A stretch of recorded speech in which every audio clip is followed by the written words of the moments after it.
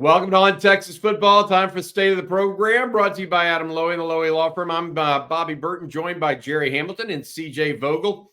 Here to talk a little Longhorn football. Topic of the day has to be the portal, the in and the out, all of the above. Longhorns losing starter yesterday, Terrance Brooks, to the transfer portal. Then yesterday evening, Dominic Williams, a defensive lineman out of TCU, shows up on campus. Longhorns recruiting him heavily now. Guys, I've got to say this. We don't think that the portal is closed for the Longhorns with guys leaving right now. Likewise, we don't think it's finished with guys coming in to Texas. Gerry, I'm going to start off with you and let people get a feel for where you think Texas is overall right now with the portal. Yeah, so I think Texas has done a good job as far as filling needs so far with Savea, who had a strong spring game, and Bill Norton earlier this week. The guys that CJ has all the PFF stats on those guys, but Bill Norton played 175 to 180 snaps and in the A-gaps last year, which Texas needs that experience. I thought Savea is a guy who's going to anchor well, play well at the point of attack. Both those guys can hold up in the SEC, playing against the large humans. Hold up in Michigan. They've played great competition. One of the things I've said about Bill Norton is he's practiced against a bunch of NFL offensive linemen for 4 years at Georgia before he transferred to Arizona. So I think they've done a good job need filling there so far. Now they need a frontline guy. Obviously, Dominic Williams is making a visit. He's a total difference maker, potential NFL player. So if Texas were to win out for Dominic Williams, if they were to beat out Oklahoma and LSU for Dominic Williams, then I think Texas gets what could be a final piece to the D-line puzzle for the 2024 season. And I think he's a multi-year NFL player. So now it comes down to, as you mentioned, Bobby, with Terrance Brooks entering the portal, what does Texas do in the portal at corner? You know they're going to take at least one guy. Is two out of the question? I can't say that. Texas is under the 85 number. We don't think Texas is done having players exit. So I think Texas could be playing well under that 85 number in the 81 to 82 range soon. So we'll see. But I think Texas has managed the portal, the guys leaving pretty well. And I think they've done a very good job thus far filling needs in the portal. CJ, I want to go to you next because I want to talk to you a little bit about the corner spot. And you had some insight for us there. Tacario Davis out of Arizona, 15 pass breakups at corner last year for the Wildcats, is in the portal. But we haven't heard of him visiting Texas quite yet. We'll see how that rolls out and if Texas is able to get him on campus. But there's also a couple other guys that Texas is looking at as well. Yeah, Tacario Davis, of course, would be probably that gem of the cornerback group in the class at the moment. 6'4", can run, can cover, was a part of a very good Arizona defense a year ago. We've seen Texas, Terry Joseph, Pete Kwiatkowski target those long, lengthy cornerbacks so far in recruiting. It certainly makes sense for them to go pursue one of the lengthiest and most athletic cornerbacks in the portal this offseason, Tacario Davis. Another interesting name to me that's in the portal at the moment is Anthony Johnson Jr. out of Western Kentucky.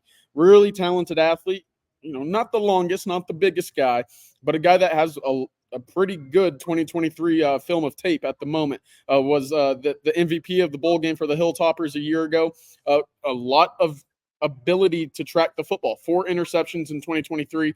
Turns his head very well. Plays the football. Plays the hands very well. Would be an interesting option. Again, not the biggest guy, but you do have that opportunity to pair him up with a guy like Malik Muhammad and really have 2 guys on the outside that play the football very well. So that'll be interesting to see if they go that route with Anthony Johnson Jr. out of Western Kentucky. But, man, you look at a guy like Tacario Davis, and you don't see cornerbacks like that enter the portal very often. It would be no surprise to me if Texas did go all out for a guy like him to add, that experience and talent on the outside when we know Texas very much wants to complement their expected improved pass rush with guys on the outside that can be physical, lengthy, and make plays with the ball. Let's focus a little bit on the net here of it all, because Texas now has, I believe, 7 guys that have entered the portal in the last 2 weeks, so 3 weeks, since it's really been opened, I guess 2 weeks ago. But the reality of it is I'm looking at the list. Texas has brought in 7 at the midterm. 3 of them are wide receivers.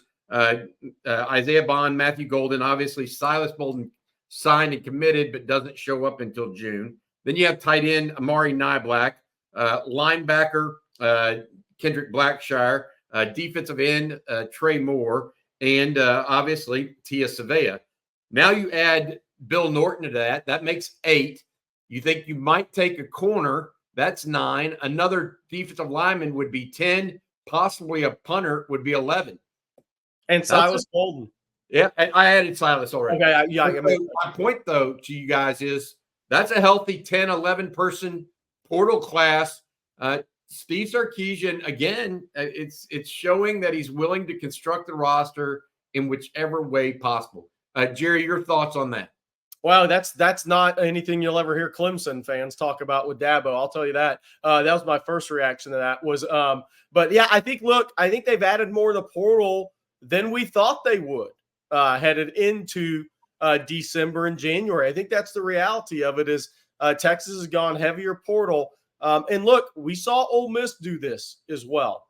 I think Steve Sarkisian is really attacking the portal more so than what we might have thought early, because he thinks he has a chance to have a tremendous football team next year. And then you add in this, and I've said this, and I'll say this till I'm blue in the face. There is literally no excuse for a blue blood team to be inexperienced in college sports ever again. Not with the portal in its current form. The last thing you ever want to hear your coach say at a press conference in August is, hey, man, we got a lot of talent, but we're really young at Texas this year. That's not what anybody wants to hear. Should not be said. And Steve Sarkisian understands that. And high school recruiting and program development is crucial, as you're going to see in the NFL draft Thursday night. But you can't be inexperienced. There's no excuse to be inexperienced anymore. And Steve Sarkisian fully understands that. And I think it's what's so interesting is I think you're seeing Texas go for it a little bit more in the portal too, because they know you have a third-year starting quarterback back, you have experienced offensive line, you have a lot of really talented players coming back on this team that are hungry because they didn't reach the mountaintop last year. They got close enough to see it, but they didn't get there. And now if you can add those pieces, those final pieces you need, then I know that in Austin they feel like they have a legitimate shot to challenge for this thing in 2024. CJ, I see you nodding your head there in agreement. Anything to add to what Gerry had to say? Yeah, I think this aggression in the portal was a bit expected, of course, because of what the pieces are on the roster right now. Again, Gerry, you mentioned Quinn Ewers, a third-year starter. You have the offensive line intact. Listen, you needed your wide receivers to be able to play a lot of meaningful football. Those guys that they went out, they targeted for a reason. Big-time playmakers. They fit the speed aspect of the offense, but they also have a lot of production from 2023. On the defensive side of the ball, we know Texas is looking for interior defensive linemen. To this point, and the aggression that we've seen so far, I think you toe almost a pretty fine line if you're Steve Sarkisian, because at what point does going out and adding 3 wide receivers or potentially 3 interior defensive linemen from the portal become a negative? Is that a negative potentially? If you're an opposing recruiting coordinator at a school that will face Texas and you're going after the same kids, at what point do you then say, oh, yeah, I mean, Texas has a good wide receiving group, but, I mean, you might not be there by the time that you expect to be on the field. There'd just be portalers at the spot that you expected to be in a position to play at. I think that's the line that you toe a little bit. But again, with the group that you mentioned, with the offensive line returning, Quinn Ewers being your starting quarterback and expected to be one of the top 1, 2, 3 quarterbacks in the entire country, does that then become the exception to the rule of going out and adding so many portal guys at certain positions? Right now, I think so. Will we see Texas be that aggressive next year? Well, I think it's obviously dependent upon the roster construction. And 2, how confident are you in Arch Manning being that guy to lead Texas into the national title conversation from a January to May window next year? I think it'll all depend on that. Yeah, I think there's a final piece, Bobby, to this too, and I want you to hit on this, Bobby. Final piece to this. this is also the first year Texas is officially moving into the SEC. So they're not facing Big 12 rosters anymore. They're facing SEC rosters this year. And I do think that's impacting what Texas is looking at corner because, as we've been mentioning, bigger, more athletic, faster outside receivers week in, week out in the SEC changes the way you look at the corner position. I think we're seeing in high school recruiting what they're looking for at linebacker under Johnny Nansen fits more SEC, what you see some SEC teams have versus what Big 12 teams have. So, Bobby, your thoughts on it's also the first year Texas moves to the SEC. So the needs are a little different year one before you can build that through recruiting. I think so. I mean, I think that bigger guys up front matter in that league. I think faster guys on the outside matter because that league is a faster league and it is a bigger league. So I get where Texas is going with that. The one thing I want to say about the portal emphasis is this. It also coincides with Tom Herman's final year as a recruiter. Because Steve, you got to remember, Steve Sarkisian only been in town for 3 years, right? So he's done as much roster construction as he can as they come up through the ranks. And that first class now is only juniors, right? So they're not seniors. So he's filling a lot of that senior class essentially right now. So you got to keep that in mind too as we talk about this. All right, I want to say thank you to our sponsor. Every state of the program is brought to you by Adam Lowy and the Lowy Law Firm. He's been got 20 plus years experience in the industry. If you've been injured in a car wreck, truck wreck, accident on an ATV, anything, a motorcycle, give Adam a call or reach out to him at loweylawfirm.com. That's loweylawfirm.com. If you've been injured, they give you a free consultation to talk about your situation. All right, next thing I want to go with y'all, tomorrow, the Longhorns, several of them head to the NFL draft. Gerry, you've talked about the impact it will have on recruiting in a positive way when they see most likely what ESPN says, 8 Longhorns selected. What I want to do now with you two is get your final thoughts on where these players will go, in what rank, and go player by player. Byron Murphy is the number one guy by all accounts. Not sure if he's going to go the first because a lot of people are high on Xavier Worthy and A.D. Mitchell. But Byron Murphy, do we all agree that he's a first-round guy? Is that correct? Top 20 pick, probably anywhere from 12 to 20. He's definitely going to be the first Texas player off the board, and the only guy that I think is an absolute lock to be a first-rounder. Okay, CJ, you agree with that assessment? Yeah, absolutely. I think the rumblings of him being potentially the first defensive player off the field or off the board isn't too far off as well. I think you see him right around 15, if not earlier. Okay, let's go to the receivers. So we all said number one for Byron Murphy. Let's talk about the 2 receivers because there's a little bit of thought there that one might go in the first round and another in the second. A.D. Mitchell and Xavier Worthy. I'm going to give you my take. I think Xavier Worthy is going to go in the first round and Adonai Mitchell is going to go in the second. Even though Adonai Mitchell actually tested off the charts at his height and weight, I think there's some scuttlebutt behind the scenes that might scuttle his chances to go in the first round, to be honest. So at the same time, I keep reading more and more positive things about Xavier Worthy, that despite his height, or despite his weight, despite all these things, he's not a John Ross part 2 that's just a flyer. He's actually someone that has a little thing. So I'm going Xavier Worthy will go in the first round. Adonai Mitchell will drop to the second. Who wants to go from there on those 2 first? Yeah, so I think what's interesting is if you're looking at those guys, who's been tied to one team the most, CJ? Adonai Mitchell's been tied to Buffalo the most. I mean, I know some people say KC with Xavier Worthy, but Adonai Mitchell's been tied to Buffalo a lot in the last couple of weeks. So Buffalo's picking 28. If Buffalo goes wide receiver at 28, man, it sure seems like they're going A.D. Mitchell. I think what's going to be interesting is is there any movement after 20 or after like 17 in the draft? Any trade ups, any movement there? I think that could impact Xavier Worthy. I'm going to go. I'm going to go with this. I'm going to say both those guys actually end up going in the first round, whereas I think Buffalo is going to end up taking A.D. Mitchell, but it's the NFL draft. I mean, so I don't know what CJ says. So you're going to both in the first round. What about you, CJ? Yeah, I was leaning both in the first round as well. Again, you don't see guys with 4.34 at 6'2 and 4.21, all too often. Guys covet that speed, and for Xavier Worthy, who the question marks were really about his hands, was very impressive in that pro day down in Austin a few weeks ago.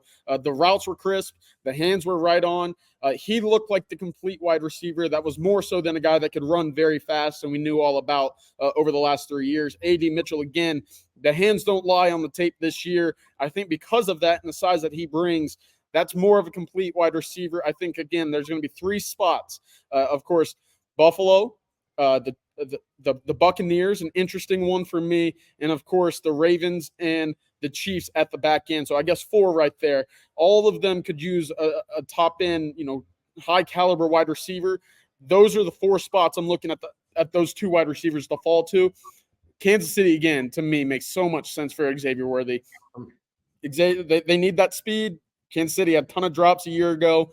It feels to me that there's not a spot in the draft at the back end that isn't a more perfect match than Xavier Worthy and the Kansas City Chiefs. You think both of those guys going in the first? I do. Okay. All right. Hey, so here's something. You think both are going in the first? I think so. Here's what to watch, though, if something happens there.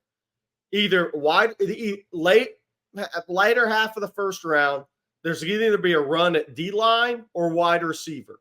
And that's going to tell the story of both those guys going the first round. If the run's at D-line late in that first round, because I think D-line and wide receiver are similar right now as far as there's some guys that could flip-flop late first, early second. Which position has that run late in the first? I think will tell the story. Okay, I want to go to the next 4 players for the Longhorns that we think are going to be off of the board in no particular order, by the way. I'm going to put my order to it, and I want you guys to talk about it from there.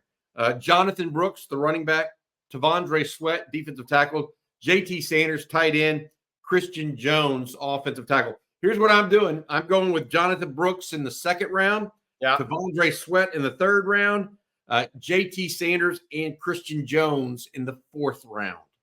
Those are my picks. CJ, I want you to go first on this one. Brooks, Sweat, Sanders, and Christian Jones. Yeah, Bobby, I've got it the exact same way. And it's unfortunate because I think really 3 or 4 months ago, we were talking about Jatavian Sanders possibly going in that top 35 or 40 picks. And then you see him at the pro day, you see him at the combine. The numbers just didn't match up with the guy that you wanted to see from the field a year ago. He looked, I don't want to say completely, zoned out during the pro day, but there just wasn't that intent that I expected to see from a guy who had essentially the entire world of tight ends buzzing right behind Brock Bowers. He was that number 2 guy coming in.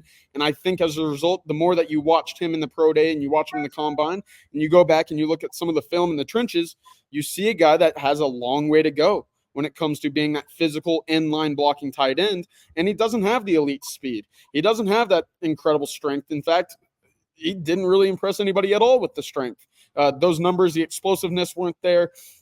It was a big red flag for me. So Jatavian Sanders, as a result, falls pretty hard. Will he enter the fourth round? I think at the moment, yes.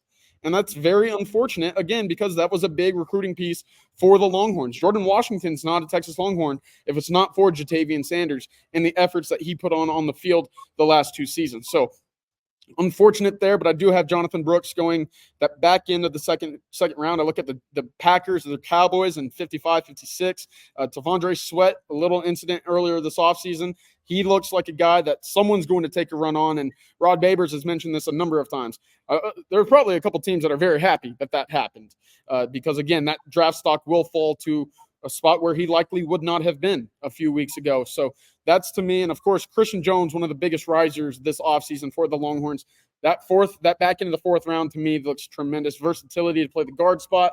Great tape from the Reese's Senior Bowl as well at tackle. The soccer background is going to help him a ton in the NFL. I see him as a fourth round guy. So you say Brooks 2, Sweat 3, Sanders 4, and Christian Jones 4. What about you, Gerry, that group? Start with Jonathan Brooks, Tavondre Sweat, JT Sanders and Christian Jones. Yeah, I think Jonathan Brooks late second as well. I got JT in the third, either Tampa or Miami. Look, I think the thing that hurts JT is, and it could actually be it actually could benefit him if he ends up in Miami in that with Tua in that offense. But here's the issue: when you don't put up good numbers from a strength standpoint in your pro day or at the combine, what do people question? Do you love football or not? Or are you just really good at it? There's a big difference when people are throwing millions of dollars at you. And I think that's going to be the question with JT Sanders. I actually have Christian Jones and Tavondre both in the fourth, and it won't surprise me if Christian Jones doesn't go higher. I think Tavondre's got two things working against him before it was. And I think talent level on the football field, he's definitely higher than that. But you gained weight from the end of the season to the combine, and I don't care if it's a pound or not. When you come in, what people say, that's too heavy at the combine. Then at your pro day, you're a pound heavier. What do people question? How dedicated are you to this, man? We're spending millions of dollars. And this, when you have millions of dollars, what are you going to do? Because the process here to lose weight and show people you're really dedicated to make more money and convince those guys of the decision wasn't there. So guys, in the NFL level, they're looking for warts. They know you can play. All they're doing is looking for warts. Remember, the NFL draft, they once questioned whether Derek Johnson was physical enough. Could Kevin Durant in the NBA, he couldn't bench 185 pounds. They're clearly looking for warts, even on great players. And now Tavondre, with the other incident, he's got a couple of warts going against him right now. I'm going to say this. He gained weight between the end of the regular season, the conference championship game, and the national championship. That's not a positive thing. He just may be one of those guys that in season is going to be different than he is out of season. Now, I will say this. I would be highly surprised if, as long as injury doesn't get him, Tavondre Sweat doesn't have a 2 or 3 contract career. I agree with that. Regardless of where he goes, because I think he's a better player than he is necessarily a prospect. Totally agree with that. I totally agree with that. I just don't think he did himself any favors. No, he didn't. No, from certainly not. Through that report of him getting up to 393 pounds for the Sugar Bowl, it's a red flag. That's all very concerning.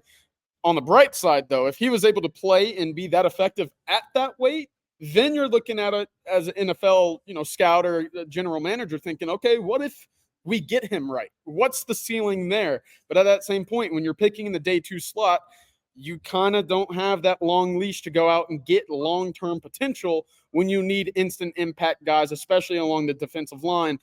That might be the barrier for entry for him in the day 2 spot. But again, the tape speaks for himself. He's got hardware from college. Not many guys do. So at an interior defensive line spot, it wouldn't surprise me to see someone take advantage of that fall that we've talked about a little bit and grab him in that 3rd round. By the way, I'm going to be on. Wait. I'm going to be on. I would take Tavondre Sweat all day long and twice on Sunday in the 3rd round. You get an interior defensive lineman. Those guys they're worth their weight. Sorry, the pun there. I want to say thanks one last time to Adam Lowy and the Lowy Law Firm. We appreciate him. He's got 20 plus years of experience helping people if they've been injured in a car wreck, truck wreck, motorcycle accident, or more, ATV, that sort of stuff. Give Adam and his group a shout. Reach out to them at loweylawfirm.com. Adam, we appreciate your sponsorship. Hey, Gerry and CJ, the next one I want to go to is those final 3 that we think have a shot or are going to be very, very wanted in the undrafted free agent market. Jalen Ford ESPN has him getting drafted right now, the linebacker. Keelan Robinson and Ryan Watts. Your thoughts on those 3 guys and where they come out? Are they going to get drafted?